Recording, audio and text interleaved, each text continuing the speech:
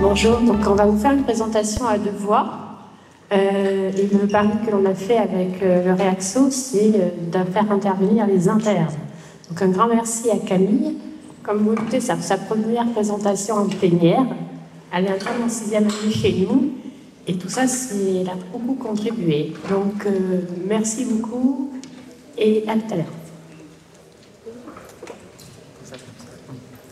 Bonjour à tous, donc voilà, je m'appelle Camille, je suis interne en Désart en 6e semestre à Bordeaux. On nous a demandé en début d'année de faire une présentation aujourd'hui sur le sexisme en anesthésie réanimation. On a fait un questionnaire que certains d'entre vous ont peut-être vu, qui a été diffusé de juin à août de cette année et qui a été envoyé aux Désarts et anesthésistes réanimateurs de Bordeaux, Limoges, Montpellier, Poitiers et Toulouse. Du public ou du privé, hommes et femmes interrogés, et on a eu au final 308 réponses. Donc, pourquoi on a fait ce questionnaire? Quand on nous a demandé si le sexisme en anesthésie et réanimation c'était un mythe ou une réalité, on s'est dit qu'en anesthésie, on avait tendance à considérer que déjà on était mieux qu'avant, c'est-à-dire qu'on était une spécialité moderne, on progresse, on a une hiérarchie douce, on a un temps de travail qui est mieux respecté qu'ailleurs. Donc mieux qu'avant, et on était aussi mieux que les autres. On est en contact avec des spécialités qui sont parfois plus réactionnaires, et du coup on se disait que à cause de ça on a l'impression qu'on est non sexiste et qu'on est plus moderne, mais on ne pense pas que ce soit la réalité. En bas c'était des petits commentaires qu'on a eu suite au questionnaire. Donc notre objectif, ça a été de recueillir le ressenti du sexisme chez les médecins travaillant en anesthésie et réanimation dans le Grand Sud-Ouest. Donc notre population, on était contents parce qu'on a eu 137 hommes et 170 femmes, donc c'est moins déséquilibré que prévu. Les deux groupes ont à peu près le même âge, plutôt entre 30 et 39 ans, mais il y a tous les âges qui sont représentés. Les deux groupes ont un temps de travail et un nombre de gardes mensuels comparables. On note qu'il y a plus de femmes à temps partiel, 19%, et il y a 4% d'hommes à temps partiel, donc ça c'est différent entre les deux groupes. On a demandé aux médecins quel était leur investissement extra-clinique.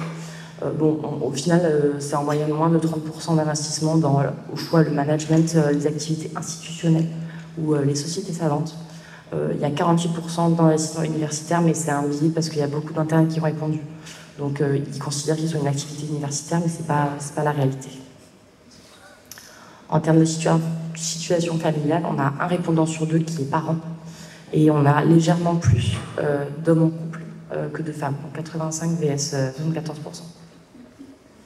En termes de lieu d'exercice, on a une grande majorité des gens qui exercent en CHU. Et on a une grande majorité de gens qui travaillent, qui sont PH, suivis par les internes, puis les assistants CCA PHC. Donc on peut établir deux types d'anesthésistes réanimateurs type, qu'on a appelés Aurélie et Julien parce qu'ils ont 37 ans. Ils sont en couple, ils travaillent à l'hôpital et ils ont peu d'implications extra-cliniques. J'attire votre attention sur le fait que c'est pas extrêmement comparable avec notre population réelle. Si on regarde dans notre population réelle, il y a plutôt 44% d'hospitaliers que 70%. Il y a 36% de femmes et non une majorité. Il y a le temps partiel, en réalité, c'est pas une affaire de femmes. Il y a autant d'hommes qui sont en temps partiel que de femmes. Et au final, là, on a eu, au niveau des PUPH et des universitaires, en ANESREA, aujourd'hui en France, c'est 13 hommes pour une femme PUPH. On avait fait un médecin, mais ça marche pas. Donc réfléchissez dans votre tête sur est-ce que Julien envisage probablement plus un poste à responsabilité qu'Aurélie. Parce que c'est une question qu'on se pose souvent, est-ce que les femmes, elles ont moins d'ambition et est-ce que c'est pour ça qu'elles sont moins représentées dans les postes à responsabilité? Sur notre réponse, c'est pas le cas. C'est-à-dire qu'on leur a demandé s'ils étaient satisfaits par leur carrière, si leur mode d'exercice était par défaut, s'ils avaient eu un objectif de recherche ou de management. À toutes ces questions, les deux groupes répondent de la même manière, c'est-à-dire qu'ils sont plutôt satisfaits. Ils ont plutôt peu d'objectifs de recherche ou de management. Il y a juste une tendance sur est-ce qu'ils envisagent plus de responsabilités avec une légère prédominance des hommes. une coupe qui est légèrement décalée vers la droite, sachant que, je vous explique, le graphique, ce sera le même pour la suite, mais on a fait une EVA de 1 à 5, avec 1 pas du tout d'accord avec l'affirmation, 5 tout à fait d'accord. On peut se demander maintenant si est-ce que Aurélie se sent moins soutenue dans sa carrière par son conjoint que Julien. Ça, c'est une question parce que les inégalités dans le couple, c'est quelque chose qui existe dans la société. Donc on peut se demander si c'est représenté aussi dans notre métier. En termes de couple, ce qui peut nous satisfaire, c'est que les deux groupes n'ont pas la sensation d'être freinés par la carrière de leur conjoint, c'est quand même très positif. Par contre, les hommes ont la sensation d'être plus soutenus par leur conjoint que les femmes. La courbe de soutien du conjoint en bleu des hommes, elle est décalée vers la droite. On le voit sur le graphique de droite. On s'est demandé quel impact avait le genre dans les équipes. Est-ce qu'il y avait une influence? Donc on a demandé à nos participants si ils avaient pu bénéficier de mentors inspirants du même genre qu'eux dans leur carrière, parce qu'il y a des études qui montrent que le mentorat c'est important dans la suite de la carrière. Et s'ils avaient ressenti une influence positive ou négative de leur genre pendant leurs études. Là, il y a une différence dans tous les groupes, c'est-à-dire que les hommes ont pu bénéficier de plus de mentors de même genre qu'eux, sans surprise, sur le graphique de droite. Et les femmes décrivent une influence clairement négative de leur genre par rapport aux hommes qui sont une grande majorité à répondre que pas du tout. Ils n'ont pas eu du tout d'influence négative de leur genre. On s'est ensuite intéressé à la parentalité, parce que c'est quelque chose qui revient vite. Est-ce que les femmes sont potentiellement moins promptes à exercer des postes à responsabilité que les hommes à cause du fait qu'elles sont mères? On a demandé si les femmes avaient la sensation qu'elles avaient dû influencer la planification d'un projet de grossesse dans leur couple en fonction de leur carrière. On a demandé si ils et elles avaient eu des craintes concernant l'accueil d'une grossesse par les équipes, comment cette annonce était effectivement passée et si la parentalité avait une influence sur leur carrière. Le graphique de droite, c'est est-ce que le projet de grossesse a été influencé par leur carrière. C'est le cas beaucoup plus pour les femmes, qui répondent beaucoup plus tout à fait que les hommes. Les femmes ont aussi beaucoup plus de crainte liée à la grossesse. Bon, vous me direz peut-être que c'est évident, mais... Et enfin, ce qui est moins évident, parce que c'est moins lié à la grossesse, mais plus à la parentalité, les femmes disent beaucoup plus qu'elles trouvent qu'il y a une influence de leur parentalité sur l'évolution de leur carrière. On s'est demandé si, comme dans la société, on parle beaucoup de partage des tâches ménagères, est-ce qu'il y avait une différence sur la garde des enfants? On peut être rassuré par le fait que les deux groupes disent que la garde est équitable et il n'y a pas de différence entre les deux groupes. Par contre, les femmes, elles parlent plus de difficultés liées à leur équilibre vie professionnelle, vie familiale.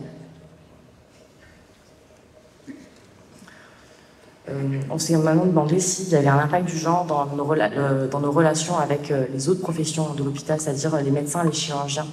Je n'ai pas dit que les chirurgiens n'étaient pas médecins, mais on a séparé les deux groupes. Les internes, les externes, les cadres, les paramètres, les patients. Pour tous les groupes, c'est significatif. Il y a une différence qui est significative, sauf pour les internes, les externes et les cadres. C'est-à-dire que là, on a le graphique à droite où les femmes disent qu'elles ressentent une influence de leur genre sur le comportement des médecins vis-à-vis d'elles et qui est augmenté si on parle des chirurgiens.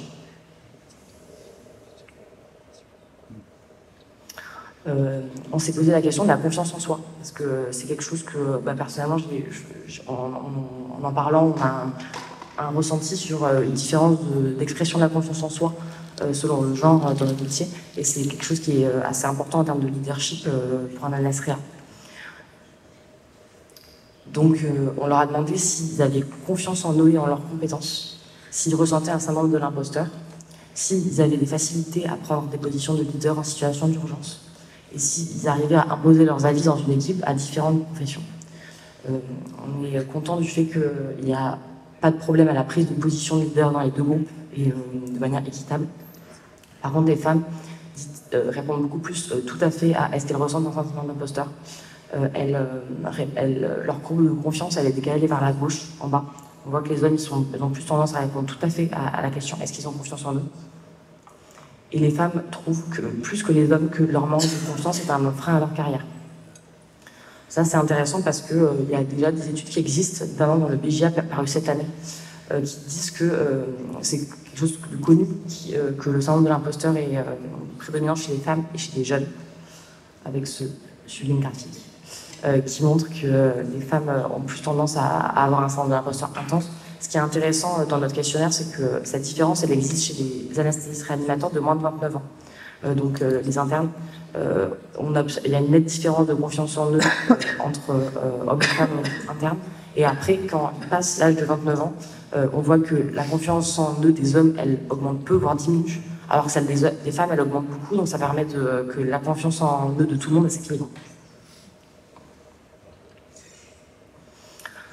Ensuite, on a interrogé les gens sur s'ils avaient été confrontés à du sexisme en bonne et due forme, comme on en parlait dans les médias. Donc, en termes de remarques physiques, il y a 55% des femmes qui disent qu'elles subissent des remarques sur leur physique, et quand même 80% des femmes, témoins et victimes, qui y sont confrontées. On a 50% des hommes qui sont témoins et 10% qui sont acteurs. En termes de blagues sexistes, il y a 31% des hommes qui disent qu'ils font des blagues sexistes, contre 10% des femmes, et quand même 62% des femmes qui disent qu'elles subissent des remarques sexistes. On note qu'il y a une petite proportion des hommes qui subissent des blagues sexistes, mais qui est minime. En termes de remarques sexistes, on a 64% des femmes qui subissent des remarques sexistes et 11% des hommes qui en font. Dans ces trois catégories, remarques physiques, blagues et remarques sexistes, on remarque qu'il y a quand même une grande minorité des gens qui sont non concernés.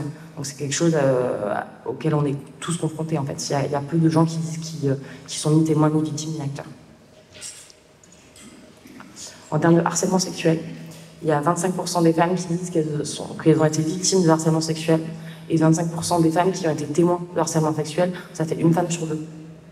Il y a 3% des hommes qui disent qu'ils ont été acteurs de harcèlement sexuel. Et 30% qui sont témoins. Donc ça non plus, c'est pas quelque chose qui est minoritaire. En termes d'agression sexuelle, bon, heureusement qu'on a dû changer la légende parce que c'était des proportions qui sont bien moindres. On a quand même 7% des femmes qui ont dit avoir été victimes d'agression sexuelle. Et au final, 10% au total qui sont victimes ou témoins. Maintenant qu'on a fait cet état des lieux un peu déprimant, on peut réfléchir à comment faire pour évoluer. Donc on a demandé à nos deux groupes s'ils étaient attentifs à traiter équitablement leurs étudiants selon leur genre. Bon, sans surprise, ils ont répondu oui de manière équitable. On leur a demandé s'ils dénonçaient les faits sexistes quand ils y étaient confrontés. Ils ont répondu non de manière équitable. Donc il y a moins de 10% des gens dans les deux groupes qui dénoncent des faits sexistes quand ils y sont confrontés. On leur a demandé s'ils avaient une vision positive de la mixité dans les postes à responsabilité et si leur composition d'une équipe était influencée par la mixité.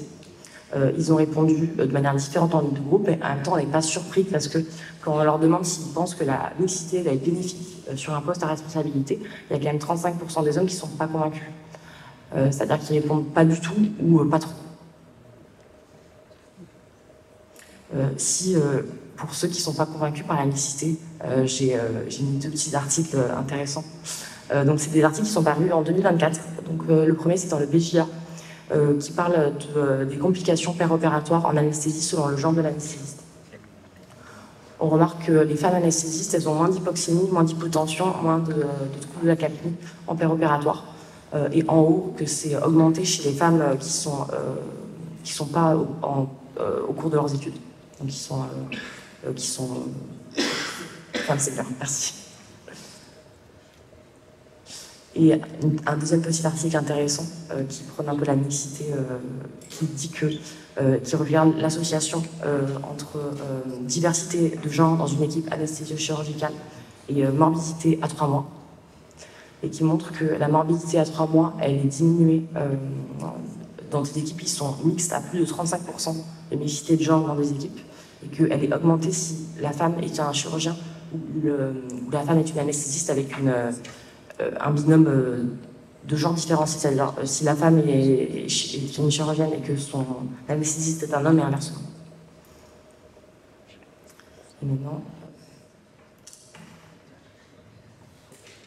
Donc je vous rappelle, c'était une étude que des médecins ont répondu. Et c'est pas Strasbourg, Rennes, c'est nous qui avons répondu. C'est notre périmètre.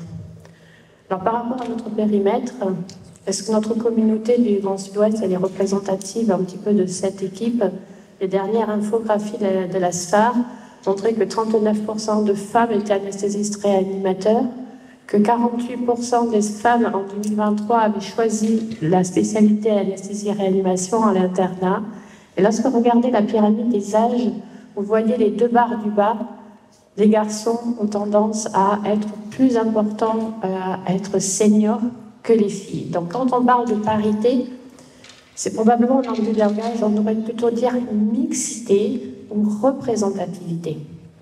Alors, si on veut regarder le leadership des filles en anesthésie-réanimation, quels critères? On a choisi le critère de la présence des filles dans les editorial boards. Et donc, on a regardé ce qui est notre quotidien, c'est ACCPM, c'est-à-dire la 3e ligne du tableau, ce qui c'était en 2010 et ce qui c'était en 2020. En 2010, 0, on pouvait faire que mieux, hein, parce que c'est compliqué d'être à moins de 0. Et 2020, on passe à 17%, c'est génial, mais ça représente 6 personnes.